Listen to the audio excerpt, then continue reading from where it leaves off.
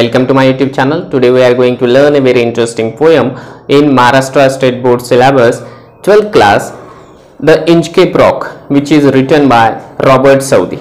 It is very interesting poem and it is very related to day-to-day life, and this poem is a ballad. Students, आज जो हम 12th की एक poem का explanation देखने जा रहे हैं, उसका नाम है द इंचकेप रॉक, जो रॉबर्ट सऊदी द्वारा लिखी गई है और बहुत ही इंटरेस्टिंग ऐसी एक पोएम है जो कि एक बैलाड है। एक महान इंसान की कहानी इसके अंदर बताई गई है। कविता बहुत लंबी है, उसको हम एक्सप्लेनेशन देखेंगे, लेकिन इससे पहले हम देख लेते हैं कि रॉबर्ट सऊदी कौन थे, उन्होंने एग्जैक्टली अपने जीवन काल में क्या क्या किया है। रॉबर्ट सऊदी जो है, उनका जन्म इंग्लैंड में हुआ था और ये जो पोएम है द इंचकेप रॉक, ये 14वीं सदी में घटी हुई एक घटना है जिसको कविता में बद्ध कर दिया गया है। बहुत ही अच्छी सी पोएम है और इस पोएम के अंदर पूरे 17 स्टांजाज हैं। बहुत लंबी पोएम है। द इंचकेप रॉक ये क्या है? द इंचकेप रॉक एक ऐसी चीज है, एक ऐसी जगह का नाम है जो कि स्कॉटलैंड के समुद्र किनारे से 18 किलोमीटर समुद्र के अंदर ये चीज है। एक छोटा सा पहाड़ है, छोटा सा पर्वत है जो कि मैक्सिमम टाइम जो है पानी के अंदर डूबा हुआ रहता है और जिसमें से आने जाने वाले लोगों को, यानी जो भी जहाज वहां से आते जाते हैं, उनका एक्सीडेंट होने की पॉसिबिलिटी बहुत ज्यादा होती है। और इंचकेप रॉक के ऊपर एक इंचकेप बेल रखी गई थी। वो एग्जैक्टली क्या घटना है, ये तो हम जो पोएम है उसका लाइन बाय लाइन एक्सप्लेनेशन देखेंगे तब हमें पता चल जाएगा, क्योंकि अभी ये सस्पेंस है। अभी सिर्फ एक ही चीज बता देता हूं कि एबॉट नाम का एक प्रीस्ट है और एक पायरेट है, समुंदर का लुटेरा। इसके बारे में ये कहानी बताई गई है। और एक खास बात कि ये कविता हमें यहाँ क्यों दी गई है, तो कविता से एक संदेश हमें बहुत अच्छा सा मिल जाता है। जैसे कि हमें पता है, एक कहावत है कि जैसी करनी वैसी भरनी, उसी कहावत को दर्शाती हुई ये एक पोएम है। बहुत ही इंटरेस्टिंग पोएम है। इस पोएम का लाइन बाय लाइन एक्सप्लेनेशन देखने से पहले, अगर से आप हमारा चैनल पहली बार देख रहे हैं तो नीचे जो लाल रंग का बटन है उसे प्रेस कीजिए और हमारा चैनल सब्सक्राइब कीजिए, जिसकी वजह से जब भी हम 12th के सिलेबस का नया वीडियो अपलोड करेंगे उसकी नोटिफिकेशन आपको मिल जाया करेगी। और इससे पहले भी हमने कई सारे वीडियोज बना कर रखे हैं जिसकी लिंक हमने इस वीडियो के डिस्क्रिप्शन बॉक्स में दी हुई है, वहां जाकर भी आप अदर लेसन्स की स्टडी कर सकते हैं। चलिए तो फिर हम लाइन बाय लाइन एक्सप्लेनेशन देखने के लिए आपको ले जाते हैं मोबाइल के स्क्रीन के ऊपर। स्टूडेंट्स, चलिए शुरू करते हैं पहला stanza. No stir in the air, no stir in the sea, the ship was as still as she could be. यानी यहाँ पर ये जो कवि है रॉबर्ट सऊदी, वो एक समुंदर का वर्णन यहाँ पर कर रहा है, समंदर का वर्णन कर रहा है और कह रहा है कि समुंदर में कोई भी हलचल नहीं है, समुंदर में किसी भी तरीके की हलचल नहीं है, हवा में भी हलचल नहीं है। The ship was as still as she could be, और जो एक जहाज है वो इतना शांत है, वो जितना शांत रह सकता है उतना शांत है, यानी समुंदर के अंदर किसी भी तरीके की हलचल नहीं है। Her sail from heaven receive no motion, her keel was steady in the ocean. और her sail from heaven receive no motion का मतलब ये है कि ऊपर से, आसमान से भी किसी भी तरीके का कोई हलचल नहीं हो रही है, यानी बहुत ज़्यादा जो हवा है वो चल नहीं रही और ऐसा लग रहा है कि मानो ये जो शिप है वो एक जगह स्टडी है, रुकी पड़ी है, लेकिन एक्चुअल में ये जो शिप है वो चल रही है, लेकिन वहाँ पर हवा में कोई मोशन नहीं है, समुंदर में कोई मोशन नहीं है, इस वजह से वो इस तरीके से नजर आती है। लेकिन वो शिप दरअसल चल रही है, आगे बढ़ रही है। इसी शिप का पूरे कविता के अंदर डिस्क्रिप्शन किया गया है। अगले 4 लाइनों में कहता है, विदाउट आइदर साई और साउंड ऑफ देयर शॉक, यानी ये जो जहाज है उसके ऊपर किसी भी तरीके का कोई भी आवाज नहीं है, आवाज ही नहीं है। और the waves float the over the Inchcape rock, और जो समुंदर के जो लहरें हैं वो लहरें इंचकेप रॉक के ऊपर से जा रही है।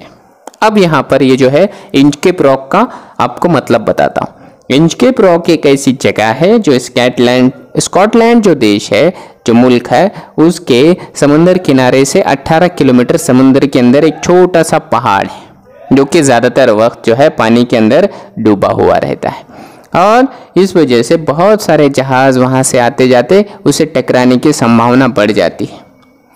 तो वो वाला इंचकेप रॉक है, उसके ऊपर भी बहुत सारा पानी बह रहा है। आगे, so little they rose, so little they fell, they did not move the Inchcape Bell। और इसी तरीके से वहां से वो धीमी धीमी गति से आगे बढ़ रहा है, लेकिन इंचकेप बेल का जो है वो बहुत कम आवाज आ रहा है। वहां पे अब जो है इंचकेप रॉक और अब जो नया एक शब्द यहाँ पे इस्तेमाल किया गया है इंचकेप बेल, वो है। इंचकेप बेल क्या है? तो इंचकेप बेल एक ऐसी बेल है जो कि उस इंचकेप रॉक के ऊपर रखी गई है, जिसको नीचे के स्टैंजा के अंदर मेंशन किया हुआ है। वो क्या है? देखिए, the abbot of Aberbrothok had placed that bell on the Inchcape rock. On a boy in the storm, it floated and swung, and over the waves it warning rang। एक एबॉट नाम का एक प्रिस्ट है जो कि एबरब्रोथोक नाम की एक चर्च है, वहां का था। उसने क्या किया? Had placed the bell on the Inchcape Rock। उसने इंचकेप रॉक के ऊपर एक ऐसी बेल रखी हुई है, एक ऐसी घंटी रखी हुई है। वो कैसी है? On a boy in the storm, it floated and swung। कि जब भी कभी यहां से तूफान आएगा या बारिश या फिर किसी भी मौसम में, ये जो चीज है, ये जो इंचकेप बेल है, ये वहीं पर रहेगी। बॉय की तरीके की, बॉय यानी यहाँ पे जिस तरीके से वो जो खड़क है, वो जो रॉक है, उसके ऊपर एक छोटी सी लकड़ी है और वो लकड़ी के ऊपर ऐसा वी के आकार की एक लकड़ी और उसमें एक घंटी बांधी हुई है जो कि पानी के ऊपर हमेशा तैरती रहती है, इस तरीके से। And over the waves it's warning run. और वो क्या होती है? जब उसके ऊपर पानी नहीं रहता है तब वो हवा के जरिए हिलती रहती है और हिलने के बाद वो आवाज़ करती रहती है, और अगर से पानी उसके ऊपर चला जाता है तब भी वो पानी के ऊपर तैर कर आवाज़ करती रहती है। और इस वजह से होता यह है कि आने जाने वालों को उससे पता लग जाता है कि यहाँ पर जो है वो इंचकेप रॉक मौजूद है। When the rock was hid by the surge swell, the mariners heard the warning bell। और जब भी कभी वो जो रॉक है वो हाइड हो जाता है, छुप जाता है। सर्च स्वेल यानी sudden and great rise in the level of the sea, यानी पानी में जब बहुत ज्यादा समुद्र का पानी हो जाता है, उस वक्त क्या होता है कि वो जो रॉक है वो पूरी तरह से डूब जाता है। और ऐसे टाइम में जो मरीनर्स है, जो भी समुद्र के प्रवासी है, उसको ये जो वार्निंग बेल है वो सुनाई देती है। और and then they knew the perilous rock, और उन्हें जब ये पता चल जाता है कि जो पेरिलियस यानी बहुत खतरनाक, ये जो खतरनाक रॉक है वो यहाँ मौजूद है। एंड और वो लोग क्या करते हैं, उससे दूर से होते हुए अपना जो शिप है, अपनी जो जहाज है वो लेकर चले जाते हैं। And blessed about of Aberbrothok, और वहाँ पे क्या करते हैं? ब्लेस्ड यानी आशीर्वाद देते हैं, दुआ देते हैं कि हमारी जो जान है, हमारा जो एक्सीडेंट है, वो एबॉट जो है प्रिस्ट है, एबरब्रोथोक नाम की जो चर्च है उसकी वजह से बचा है। इसलिए वो क्या करते हैं? एबॉट को वहां पर आशीर्वाद देकर निकल जाते हैं। The sun in heaven was shining gay, all things were joyful on that day। और उस दिन का वर्णन किया गया है कि उस दिन जो सन है, जो सूरज है, आसमान में बहुत ही चमक रहा था। all things were joyful on that day, और उस दिन सारी चीजें बहुत ही सुहावनी ऐसी नजर आ रही थी। The sea bird screamed at they wheeled around and there was joyance in their sound. और जो सी बर्ड है, जो समुद्र पक्षी है, वो भी बहुत जोर जोर से चिल्ला रहे थे। व्हील्ड अराउंड ऐसा यहाँ पर शब्द दिया गया है, इसका मतलब है कि वो बहुत जोर जोर से चिल्ला रहे थे, आनंदित हो रहे थे, अपनी खुशी का इजहार कह रहे थे। And there was joyance in their sound, और उनकी जो आवाज़ है, उनका जो साउंड है, उसमें भी बहुत खुशी नजर आ रही थी। समुद्र पक्षी के बारे में यहाँ पर बात की गई है। अगली लाइन में बोल रहा है, the buoy of the Inchcape bell was seen a darker speck on the ocean green. और अभी जो ये जहाज है जो जा रहा है, वहां से जो इंचकेप बेल है वो नजर आ रही है, लेकिन बहुत ही छोटी सी। और darker speck on the ocean green, ये जो हरे रंग का समुंदर नजर आ रहा है, इस हरे रंग के समंदर के अंदर ये जो इंचकेप बेल है वो मानो एक काले डॉट की तरह, काले ठिपके की तरह यहाँ पर नजर आ रही है, काले बिंदु की तरह यहाँ पर नजर आ रही है। Sir Ralph the rover walk his deck and he fixed his eyes on the darker speck. और यहाँ पर एक समुंदर का पायरेट्स, समुद्री लुटेरा जिसका जिक्र किया गया है, कहा गया है, जिसका नाम है sir Ralph the rover. Ralph the rover है वॉक हिज डेक, अपने जहाज के ऊपर चल रहा था, फिर रहा था इधर उधर, और उसकी जो नजर है वो इंचकेप बेल के ऊपर टिकी हुई थी। He felt the cheering power of spring.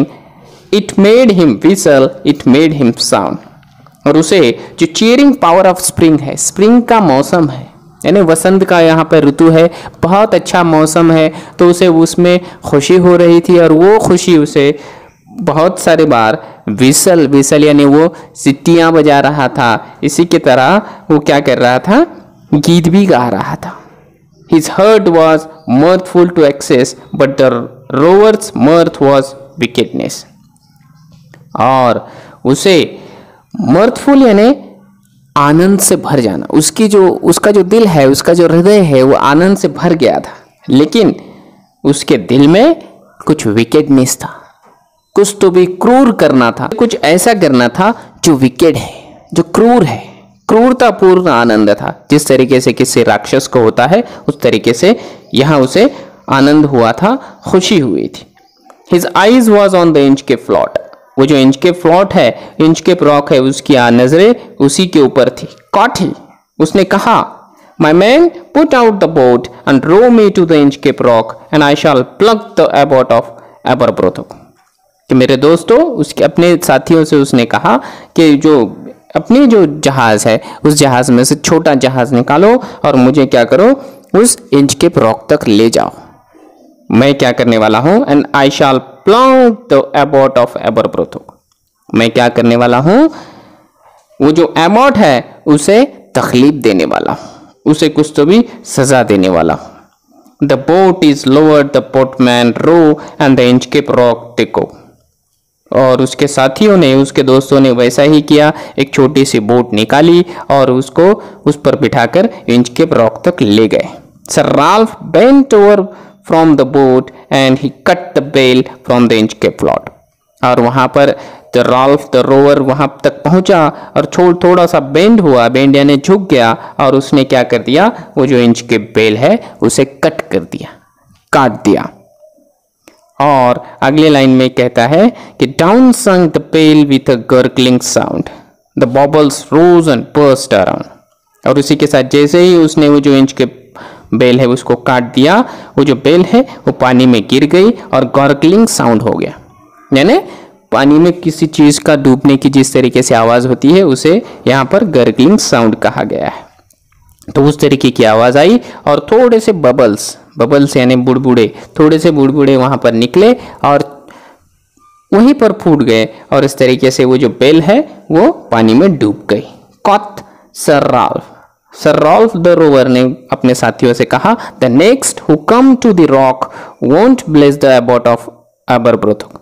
और उसने कहा कि अब यहां से जो भी कोई आएगा जाएगा वो क्या करेगा, बिल्कुल एबॉट जो है एबरब्रोथोक का, उससे बिल्कुल कोई भी आशीर्वाद नहीं देगा। यानी यहाँ ये चीज हमें समझ आती है कि ये जो राल्फ द रोवर है उसके अंदर, उसके मन के अंदर जेलसी थी।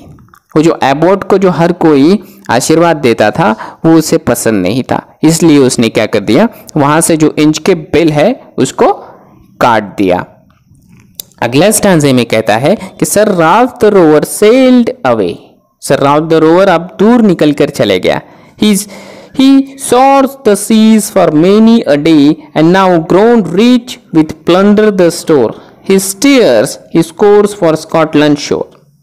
और अभी क्या हो गया कि वो जो राल्फ द रोवर है वो दूर निकल कर चले गया, वहां से उसने जो है वो बेल तोड़ दी और वो निकल कर चले गया। He scoured the seas for many a day. बहुत दिनों तक वो जो है समुद्र के अंदर फिरता रहा और फिरता रहा, उसने बहुत लोगों को लूटा क्योंकि उसका काम ही था लूटने का। और लूटने के बाद बहुत अमीर हो गया, बहुत सारा पैसा उसके पास जमा हो गया, और फिर उसने सोचा कि अब हमारे पास बहुत सारा पैसा जमा हो गया है, हमें जो है स्कॉटलैंड के किनारे के ऊपर चले जाना चाहिए। So thick a haze o'er air precede the sky, they can not see the sun on high. और अब जो है वो वापसी की रास्ते पे निकल गया और वहां पर क्या हुआ, अचानक क्या हो गया, एकाएक क्या हो गया कि आसमान में बहुत सारा हेज, हेज यानी जिसे हम एक तरीके से कह सकते हैं कि फॉग जमा हो गया। They cannot see the sun on high, कि इतना ज़्यादा कि उन्हें जो आसमान में कुछ भी नज़र नहीं आ रहा था, ना सूरज भी नज़र नहीं आ रहा था, यानी मौसम अचानक बदल गया, एकाएक बदल गया। The wind had blown a gale all day, और दिन भर सारा दिन जो है बहुत सारा गेल यानी बहुत ज़्यादा, जिसको हम कहेंगे कि तूफान चलता रहा। At evening it had died away, और जैसे जैसे शाम हो गई वो जो तूफान है वो थमता चला गया, तूफान थम गया। दिन भर उन्हें कुछ भी सूझा नहीं, कुछ भी दिखा नहीं, आसमान में भी कुछ दिखा नहीं, लेकिन उनकी जो जहाज है, शिप है, वो चलती रही। On the deck the rover take his stand so dark it is the sea no land. On the deck यहाँ पे कहता है कि राल्फ द रोवर जो है अपने डेक के ऊपर खड़ा रहा और वो सामने जो ज़मीन है उसको देखना चाह रहा था कि अभी हम जो है किनारे तक पहुंच जाएंगे, हमें किनारा नजर आना चाहिए। तो ऐसे वक्त में उसने अपने साथियों से कहा, quoth Ralph it will be lighter soon for there it is dawn of the rising moon.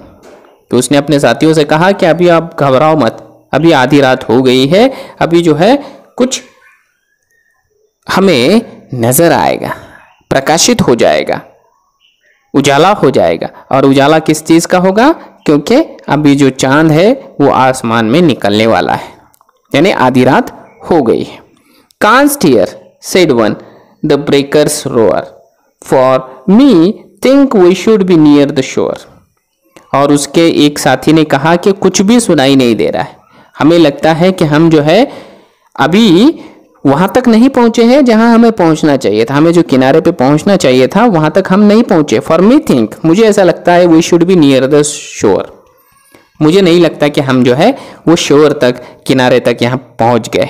Now where we are I cannot tell, और हम अभी कहाँ हैं ये बोल ही नहीं सकते क्योंकि कुछ दिखाई नहीं दे रहा है। But I wish I could hear the Inchcape bell, लेकिन उसके साथी ने कहा कि अगर से मेरी तमन्ना थी, मेरी इच्छा थी कि अगर से हमें इंचकेप बेल अगर सुनाई देती तो हमें पता चल जाता कि हम एग्जैक्टली कहाँ हैं, लेकिन इंचकेप बेल तो हमने काट दी है, इसलिए हमें पता ही नहीं चल रहा है कि हम एग्जैक्टली अभी कौन से लोकेशन पे खड़े हुए हैं। They hear no sound the swell is strong though the wind has fallen they drift along. अब उन्हें किसी भी तरीके का कोई आवाज सुनाई नहीं दे रही थी। द स्वेल इज स्ट्रॉन्ग, और जो तूफान था या हवाएं थी वो भी धीमे धीमे गति से चल रही थी। दो the wind had fallen the drift along, तभी उनका जो जहाज है वो ड्रिफ्टिंग कर रहा था, धीमे धीमे किसी एक और धकेला जा रहा था। Till the vessel strike with a shivering shock o Christ it is the Inchcape rock. और ऐसे ही बहते बहते बहते बहते उनका जो जहाज है, उनके जहाज का जो नीचे वाला हिस्सा है जिसे हम वेसल्स बोलेंगे, वो किसी चीज से जाकर टकरा गया। और टकरा जाने के बाद उन्होंने कहा, ओ क्रिस्ट, अरे यार ये जो है it is the Inchcape rock, ये तो इंचकेप रॉक है और हमारा जो जहाज है, हमारी जो शिप है वो आखिरकार जाकर इस इंचकेप रॉक से टकरा गई है, हमारा जो है एक्सीडेंट हो गया है। But even in his time fair one dreadful sound could the rover here.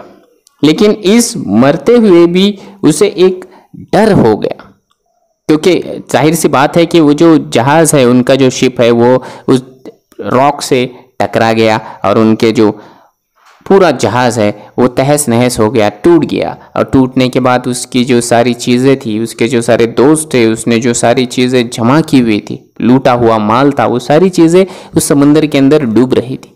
और डूबते हुए भी उसे एक अजीब सा डर महसूस हुआ। और वो क्या था? One dreadful sound could the rover here. और इस वक्त उसे एक अजीब सा डरावना आवाज उसे सुनाई दिया। और वो आवाज़ क्या था? A sound as if with the Inchcape bell the devil below was ringing his knell, कि उसे उसी इंच के बेल की आवाज़ सुनाई दे रही थी, और वो जो इंच के बेल है वो एक डेविल बजा रहा था। यानी यहाँ एक चीज़ और बताई गई है कि जिस तरीके से क्रिश्चियन लोग होते हैं उन्हें मरने की खबर इसी तरीके से बेल से दी जाती है, या फिर अंतिम संस्कार के वक्त भी वो बेल रिंग करते हैं। तो इसी तरीके से वो जो चीज़ है उसे फिर से एक बार याद दिलाई गई है, और वो जो डेविल है उसने आकर उसका बदला लिया है। यानी इस पोयम से रॉबर्ट साउथी क्या कह रहा है कि जैसी करनी वैसी भरनी। अगर से ये राल्फ द रोवर ने वो इंच के बेल नहीं काटी होती तो शायद आज उसका एक्सीडेंट नहीं होता। उसी ने जो गड्ढा खोदा उसी में वो जाकर गिर गया। आई होप आपको जो ये कविता है पूरी तरह से समझ आई होगी। तो स्टूडेंट्स, हमने देखा है द इंचकेप रॉक का लाइन बाय लाइन एक्सप्लेनेशन। मुझे उम्मीद है कि आपको जो ये वीडियो है वो पूरी तरह से समझ आया होगा। ये जो पोएम है उसका एक्सप्लेनेशन भी पूरी तरह से समझ आया होगा। समझ आया या नहीं हमें कमेंट बॉक्स में कमेंट करके बोलना न भूलिए, और अगर ऐसा वीडियो आपको पसंद आता है तो इसे लाइक करना न भूलें।